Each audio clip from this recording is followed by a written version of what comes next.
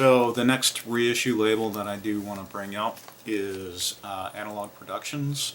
So Analog Productions has done all 45 RPM issues of Blue Notes. They actually have two series of 25. Analog Productions started putting theirs out around the same time as Music Matter, the Music Matter pressings, about 2008. All of their pressings are numbered, and I think they have the same amount being issued, which is about 2,500. The packaging on the Analog Productions is not anything that you can compare to Music Matters. They're actually the same price, but as you can see, they are not doing gatefold. The packaging, mine is starting to become unglued on this Art Blakey issue here. The mastering is actually done by Kevin Gray and Steve Hoffman, the same guys that are doing Music Matters. The difference is that there is no one present, so you do not have the folks from Analog Productions actually present during the mastering of these guys here. My understanding is Kevin Gray and Steve Hoffman were left to their own devices, and they were left to their own ears as to determine, hey, this was the best possible mix. These do sound really good, but this is 45 RPM, and this guy is 33 RPM, and I gotta say, the 33 RPM by Music Matters is better than the 45 RPM by Analog Productions. So the next reissue label that I do want to talk about is Classic Records. Classic Records is actually a label that is no longer around. They were pressing Blue Notes starting around 2005, and I think they discontinued around 2009. They actually did put out a pretty good product. Here is an example of Sonny Rollins Volume 2 with the iconic cover. The packaging on the Classic Records was actually pretty good. They were using the same tip-on jackets as Music Matters.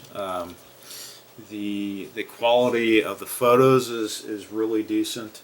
The back, however, I would have to say it's probably very close to the original. Now the difference that you get on the Music Matters is that they would actually be finding the actual photographs and putting these in. You can actually find a number of these through Analog Productions. I don't know, or actually Acoustic Sounds, which owns Analog Productions. I don't know what transpired, but Acoustic Sounds actually picked up all of the Classic Records backstock. So if you go through Acoustic Sounds, you can actually find some of the older Classic Record issues. You can actually find quite a few on eBay and online. This particular one is actually a test pressing. All of their records were pressed at RTI. All of them were done on 200 gram. They were actually all mastered by Bernie Grundman. In a lot of cases, they too were using the original master tapes. Bernie Grundman was actually using an all-analog system to master these albums. And there, you will find a couple of digital here or there if you go to the Classic Records label website, and I'll include a link down below. You can actually see which ones they actually used a digital source for. The other thing to note about their Blue Note issues, they actually had a handful of them that were issued on 45 RPM. They were done on single-sided discs. If you can find one of those actually do command a premium. So those have actually gotten a lot of good reviews, so if you can find one, definitely pick it up. The other label that I wanted to talk about was Blue Note itself. So Blue Note this year, for the 75th anniversary, has been issuing 5 records a month, and I think they plan to continue this program for quite some time to come. I think the releases have already been projected out until about 2018 or so.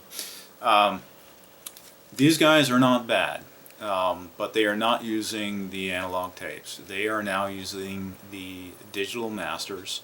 My understanding is they are using 192 kilohertz 24-bit files, which are all done by Alan Yoshida and Bernie Grundman in some cases. The records are being pressed on 180 gram vinyl.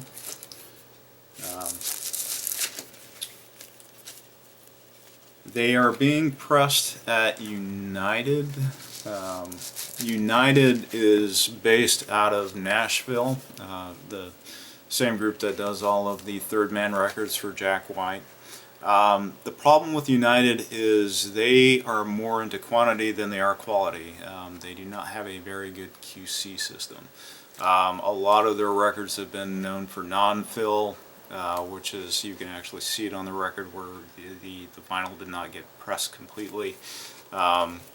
They've actually been known for a lot of warpage. Analog Productions, their quality record press, yeah, they've been known for some warpage too on their 200 gram vinyl. But to be quite honest, these guys are not bad. They are actually being made for not the audiophile audience, but actually the folks, the younger folks that probably cannot afford a $34 or $50 pressing. These guys, at least in the States, are going for about $20, which isn't too bad. They are actually producing the same titles that Music Matters is doing, so if you're looking just to listen to the music, these guys are probably the way to go. In terms of collectability, I don't see them actually going up in value that much. I think, just to go back to the beginning of what I was saying, if it's a newer artist that never had their stuff issued on vinyl before, I think they plan to issue some of Joe Lovano's stuff. That may attain some value. They've actually been releasing some of some older stuff by Thelonious Monk. I picked up one of the Paris concerts from 1969, which is the first time it's ever been issued.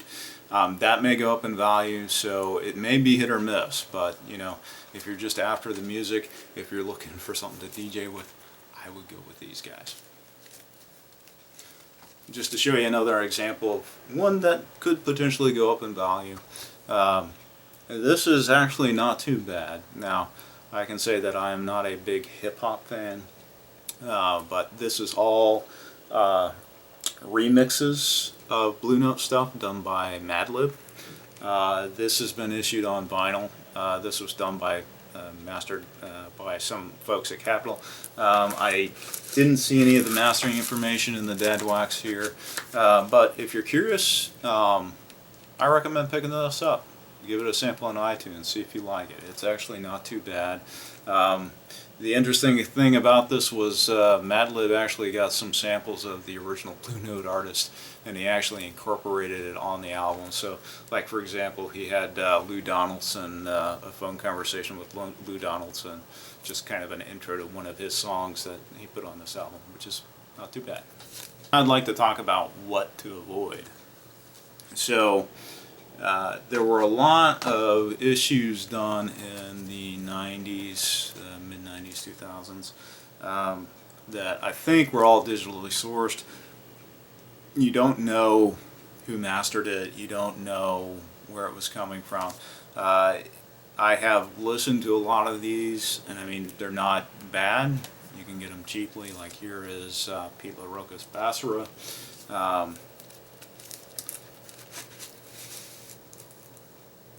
Really not a bad reissue, but it just does not compare to the Music Matters stuff. There are some labels that are producing Blue Note reissues out of Europe that I highly recommend that you avoid. Those guys are DOL, which is a Russian-based company. There is also Elemental. Elemental is actually, I think, getting the permission from Blue Note to do their issues. They are another EU company. Probably not too bad since they're getting Blue Note's permission, and they are actually putting the Blue Note label and icon on here. But folks like DOL, Doxy, Wax Time, they are actually removing the Blue Note icon. They'll do blow-ups. They will digitally remove the Blue Note label and icon. If you do not see Blue Note, the actual Blue Note label, I wouldn't even purchase it. Chances are you're getting someone doing their mastering from a CD, and plus the artists are not getting any money out of those reissues. They are exploiting, from my understanding, a loophole in European copyright law, so they can officially release these, collect money, and the artists never see a dime. So, in my opinion, those are the ones to avoid. I hope you found this information useful. Again, a lot of this is just my opinion. There's a variety of resources out there. There's a lot of great Blue Note books out there. There is a Blue Note book that has been issued. I think it's long out of print, that actually goes into the different labels, the different reissues. It's really in-depth. If you can find a copy of this book, I definitely recommend that you pick it up. There's also a lot of great resources online. One of the ones that I use is the London Jazz Collector website. Again, I'll include a link down below. This website has a plethora of information about Blue Note and several other jazz labels. If you're really interested in originals, I recommend taking a look at this website. So, again, welcome your comments. Hope this is useful. At least, again, it's from my perspective. Have a happy new year, and see you next time.